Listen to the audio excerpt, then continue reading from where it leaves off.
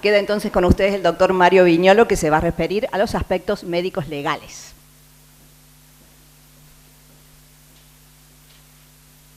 Bueno, buenas tardes. La verdad que es un gusto y un honor.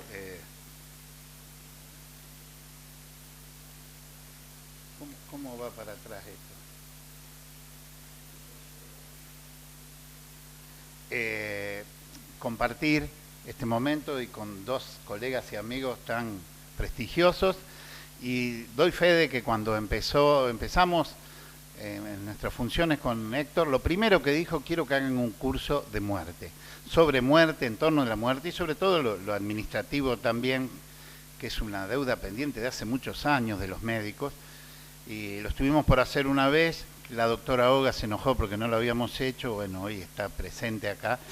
Pero bueno, se alinearon los astros para que lo podamos hacer, y bueno, me han confiado hablar de los aspectos legales, y voy a hablar de algunos aspectos, muy lejos de ser filósofo yo, pero aspectos filosóficos de la muerte, algo con la que estamos tan juntos, y sobre todo nosotros tres.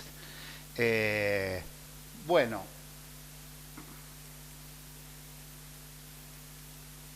muerte.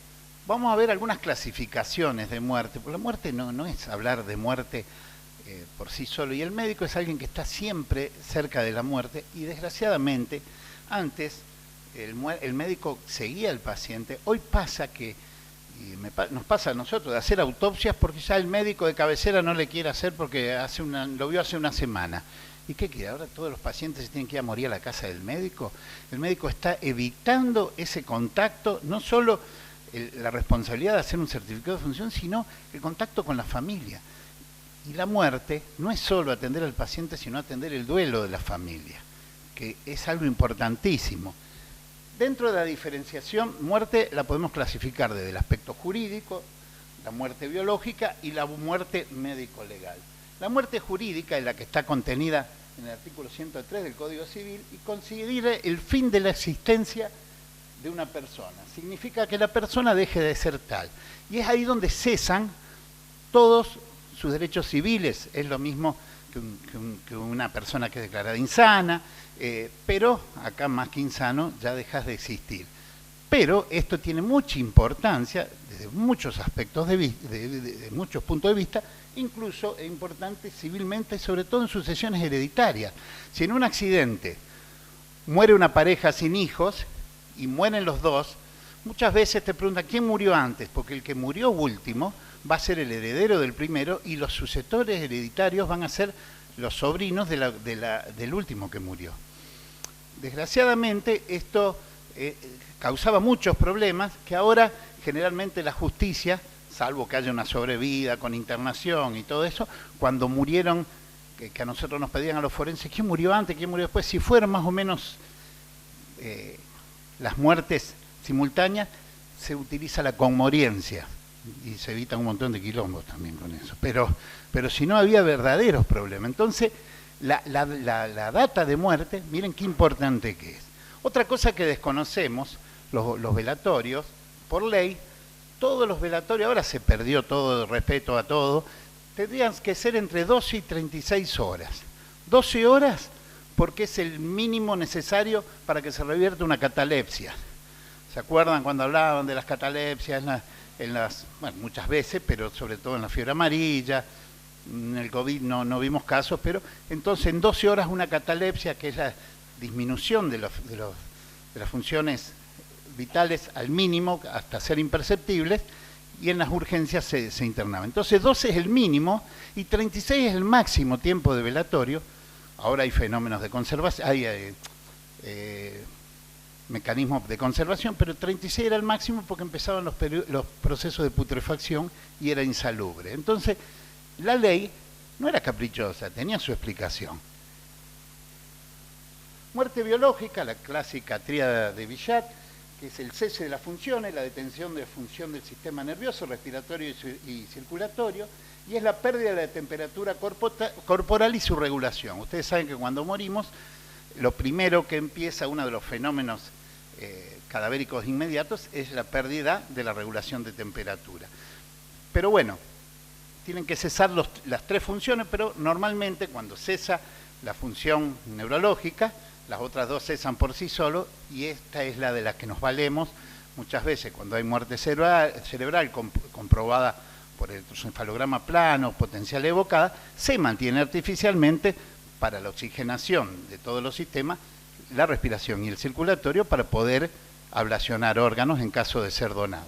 Pero si no, nadie va a poder vivir sin que funcione alguna de estas tres cosas, sobre todo la neurológica que condiciona las otras dos. Y la muerte médico-legal, que es el triple síndrome conjunto e indivisible de caducidad definitiva, biológica, social y jurídica. Médico-legalmente tenemos que dejar de funcionar biológicamente, socialmente y jurídicamente. Entonces tiene diferentes importancias. La forma de muerte según su etiología médico-legal puede ser clasificada de una forma que ya vamos a ver, o según el modo de aparición. Según su etiología médico-legal, la muerte natural, que ahora un porcentaje que me animaría a decir que supera el 40% de las muertes naturales terminan siendo muerte de etiología dudosa, justamente por esa negación de los médicos a ser certificados. Médicos que han atendido a veces 80 años a una paciente. Yo he hecho autopsias de mujeres de 90 años, hombres, con enfermedades terminales, y el médico no le certificó la muerte. No es solo el trabajo que hacemos nosotros de más, el gasto que es para el Estado, sino la falta de humanidad para con esa familia que está sufriendo, encima tiene que esperar un cadáver que está sometido a un tratamiento artificial que no correspondería. Y la muerte violenta, que es la muerte que sí requiere autopsia y debe ser investigada, y aunque no lo crean, hay provincias que no hacen autopsia en todas las muertes violentas. Yo vivo en el límite con Santa Fe, y Santa Fe muchas muertes accidentales y suicidas no le hace autopsia. Entonces la muerte suicida, la muerte homicida y la muerte accidental son tres muertes violentas que deben ser investigadas médico-legalmente. Y después también son muertes violentas las muertes en guerra y el ajusticiamiento jurídico, que por supuesto que esas no son sometidas a autopsia todas, salvo cuando muchas veces se producen exhumaciones extemporáneas en las guerras étnicas para ver las formas y todos los atropellos a los derechos humanos. Pero las muertes en guerra y los ajusticiamientos jurídicos, esas no requieren, pero son muertes violentas. Según el modo de aparición, muerte súbita, muerte violenta, muerte inesperada y muerte imprevista. La muerte súbita, por ejemplo, en Argentina se producen aproximadamente 40.000 muertes súbitas por año. El 70% se producen fuera del espacio hospitalario, y por cada minuto de retraso en la desfibrilación se pierden 10 a 12% de posibilidad de supervivencia de las muertes súbitas. Miren qué interesante eso, por eso desde el Consejo y desde la mayoría de los estamentos estamos peleando para la capacitación, para cuántas vidas se pueden salvar. El síndrome de muerte súbita infantil es la principal causa de muerte entre el mes y el año de vida, sobre todo entre los 3 y los 6 meses. Y la muerte súbita nunca es accidental. Muchas veces la confunden con accidental, la confunden con muerte súbita cuando fue una muerte accidental de un niño comprimido, a veces por los padres o por los hermanitos. La muerte súbita en adultos, en los últimos años hemos visto mucho, incluso la Universidad, la Facultad de Sevilla ha hecho investigaciones y que nosotros hemos tenido oportunidad de probarlo. La mayoría de las muertes súbitas que se dan en personas menores de 50 años, que son cada vez más, incluso en deportistas, son por hipertrofia del ventrículo izquierdo o del septum. Muchas veces, incluso en deportistas, ¿vieron esas muertes súbitas de deportistas? La mayoría son hipertrofias ventriculares. Yo a veces en broma digo, y justificando mi imagen, que hago más autopsia de deportista que de borracho, pero no es así, pero realmente cada vez vemos más muertes súbitas como consecuencia del estrés, del sobreesfuerzo, de la alimentación también. Muerte violenta, como dijimos, suicida, homicida, accidental, y debe ser siempre investigada por la justicia. Muerte inesperada. La muerte inesperada es parecida a la súbita, es un fallecimiento no violento, rápido e inesperado, persona que aparece en buen estado de salud y sin ninguna patología conocida, y en alguien en quien era improbable su muerte. La muerte inesperada son esas muertes en gente de apariencia sana, que no tenía patología, o sea, que no estaba esperada esa muerte, no estaba contemplada dentro de las posibilidades. Y la muerte imprevista, que es prima hermana de la muerte inesperada y la muerte súbita, que es la muerte de joven, repentina o catastrófica de manera inminente. Y esta es una de las muertes que después quiero hablar un minutito del duelo, que a mí me toca enfrentar y a Omar seguramente también, que son las muertes por accidentes, donde uno tiene que comunicarle a la familia, donde un familiar que salió o a divertirse o a pasear o le pasó algo, o lo mataron o se mató en un accidente o se suicidó, es muy valiente, necesario y justo que quien participa de esa muerte, que no era el médico de cabecera del paciente, le comunique a la familia. Un duelo bien hecho desde el inicio va a cambiar ese sufrimiento de por vida. A mí me ha tocado infinidad de casos, desgraciadamente, de gente que muere quemada, gente que muere por un accidente de tránsito, gente que muere, que se suicidó, pero sobre todo en los accidentes, decirle a una madre, mire, su hijo no sufrió o se quemó después que estaba muerto.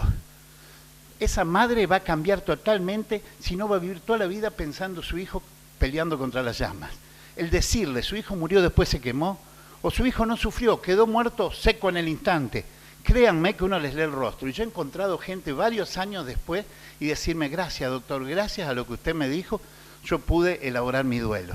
Entonces el duelo comienza en el momento de la muerte y de nosotros depende muchas veces cómo lo van a elaborar. Lo mismo cuando uno le habla a una familia, es mejor que no lo veas, quédate con la imagen que tuviste y no verlo destrozado a veces en la morgue, que eso es la imagen que se van a llevar en su retina y en su recuerdo. Entonces, miren qué importante es el duelo. La muerte no es un acto, sino un proceso.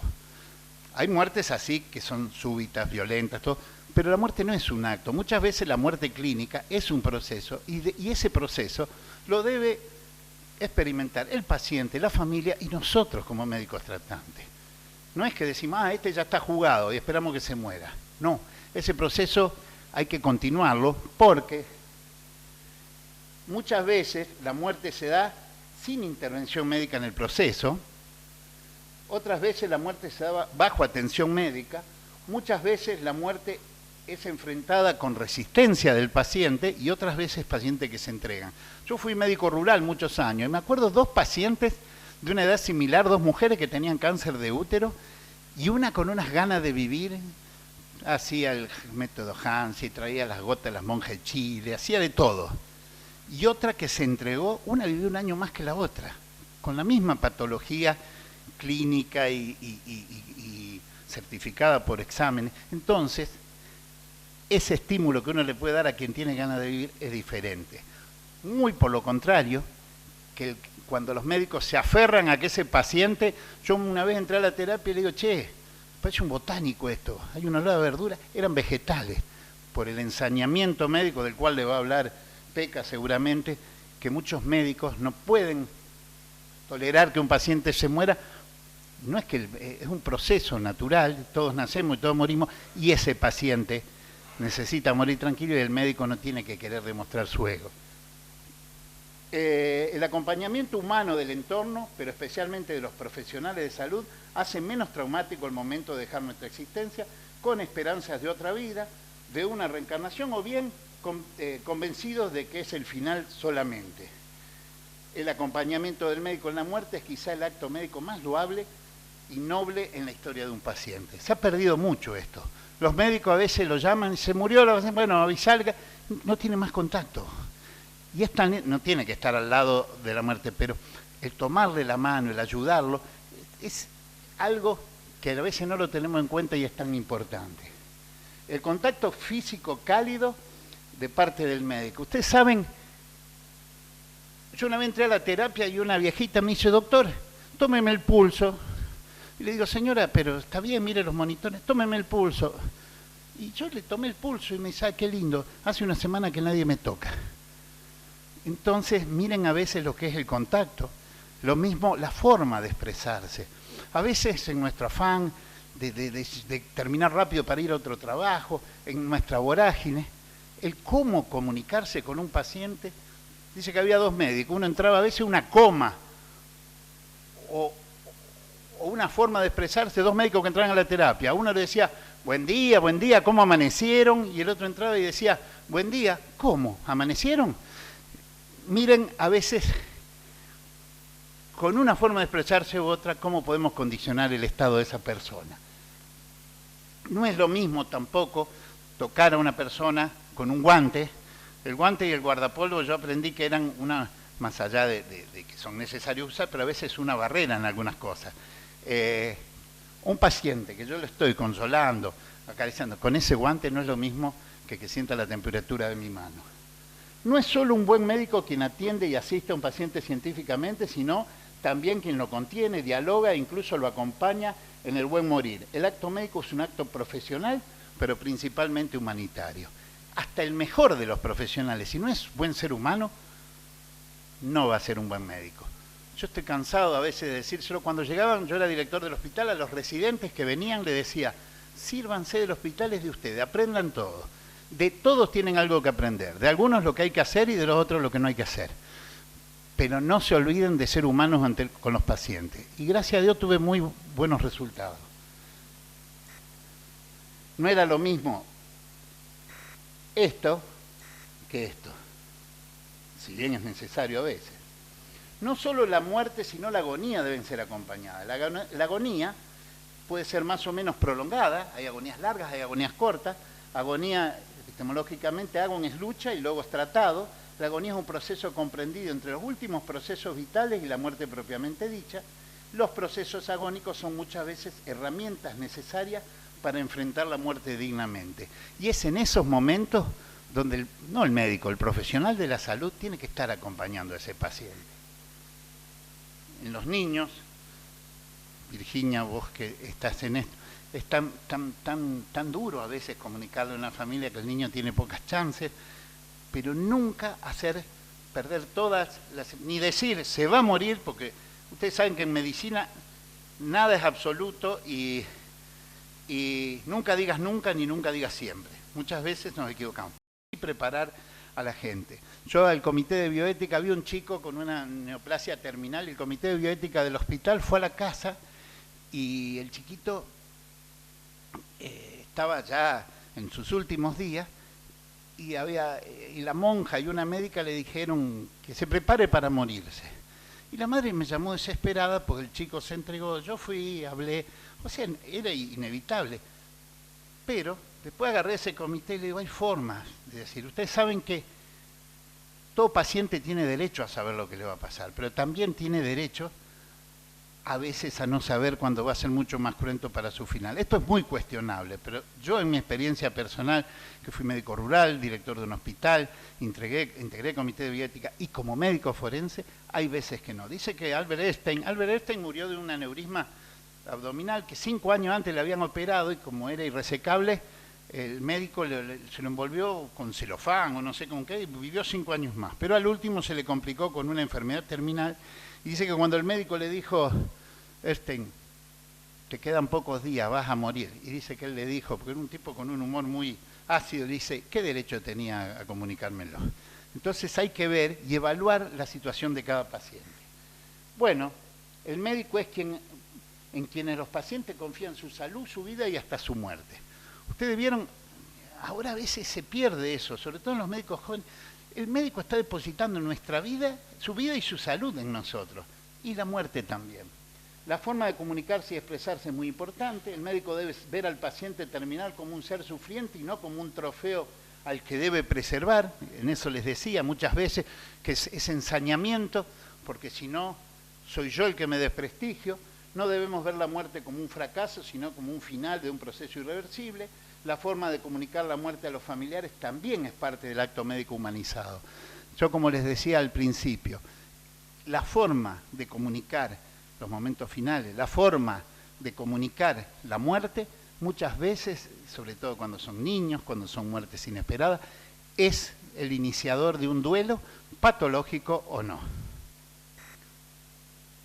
Estos son cuadros de los que he sacado a veces de hace muchos años para otras charlas, y miren cómo se veía el médico antes, cosa que ahora no es muy común de ver, si bien muchos lo siguen haciendo, hay mucha gente con mucha calidad humana, pero muchas veces la calidad humana en estos momentos vale mucho más que el cientificismo. No quiero decir que no haya que estudiar, pero es importantísimo tener ese complemento entre cientificismo y calidad humana. Otro cuadro de Michelena. Conciencia y realidad. Siempre reconocer nuestra propia vulnerabilidad y la de los pacientes. Reconocer nuestro rol de médicos de por vida y no tercerizar las culpas. ¿Ustedes vieron cuando hacemos la historia clínica? El paciente entra en paro cardíaco. Se realizan maniobras de resucitación, no de reanimación, resucitación. Y el paciente no responde. Se murió culpa suya, porque no quiso responder. Es algo inconsciente, pero créanme que ya está incorporado, o sea, él es el que no respondió. Entonces, maniobras, tenemos que cambiar eso, de reanimación y no de resucitación. Bueno, Maimónides decía, oh Señor, aleja de mí la idea de que todo lo puedo. Y entre los derechos de los pacientes terminales, como les decía antes, que pueden discutírmelo, pero yo en mi experiencia personal, hay pacientes que tienen derecho a saber que le espera la muerte pronta, y hay pacientes que tienen derecho a no saber que la muerte los aguarda prontamente. Yo, mi padre, que murió a los 70 años de un cáncer de páncreas, era una persona muy hacedora, un tipo que había sido exitoso en su vida a pesar de tener 6º grado, y cuando se estaba muriendo me dice, Mario, yo me voy a morir, y todos nos vamos a morir, papi. Y le dice, pero yo me voy a morir pronto. Y no sé, le digo, hay que pelearla. Dice, a mí me quedan muchas cosas para hacer. Le digo, papá, por más que viva 500 años, vos te van a quedar cosas para hacer. Porque era un hacedor. Y les aseguro, a las pocas horas se murió. Y se murió dándome en las manos, que me dijeron, soltalo para que se vaya. No sé si era o no era, pero murió en paz. Entonces, él sabía que se iba a morir, pero no había necesidad de decirle, che, te estás muriendo. Entonces, hay veces y veces. Bueno, ¿cuál es la diferencia entre Dios y un médico? Que Dios sabe que no es médico. Esto es un curso que nos primeriaron, pero es otra cosa. El Ministerio de Salud nos invitó al Consejo a participar porque está muy preocupado por las estadísticas, de lo cual va a hablar ahora Omar. El 90% de la gente se muere de causa cardíaca, según las estadísticas. El Ministerio va a dar un curso para todos los médicos del sistema de salud y nos ha propuesto al Consejo que participemos también para los médicos que quieran. Los vamos a apoyar y el año que viene vamos a hacer nuestro curso, que va a ser mejor seguramente. Pero realmente los vi con mucha preocupación el sistema de estadística del Ministerio. Me pidieron que si podían compartir esto, y yo voy a trabajar también desde el Consejo, porque nos han pedido al Consejo, y todo el Consejo va a poner a su disposición para que puedan, sobre todo lo administrativo, que sepan lo que va en el papelito de arriba, lo que va en el de abajo, qué va para estadística, qué va para diferentes lados. Los médicos no sabemos, y es parte del acto médico. Bueno, otras cosas del Omar Agrio de Einstein decía que cuando te morís no sabés que estás muerto, no sufres por ello, pero es duro para el resto. Lo mismo pasa cuando eres imbécil. Es medio cruento, pero pasa. Bueno, muchas gracias.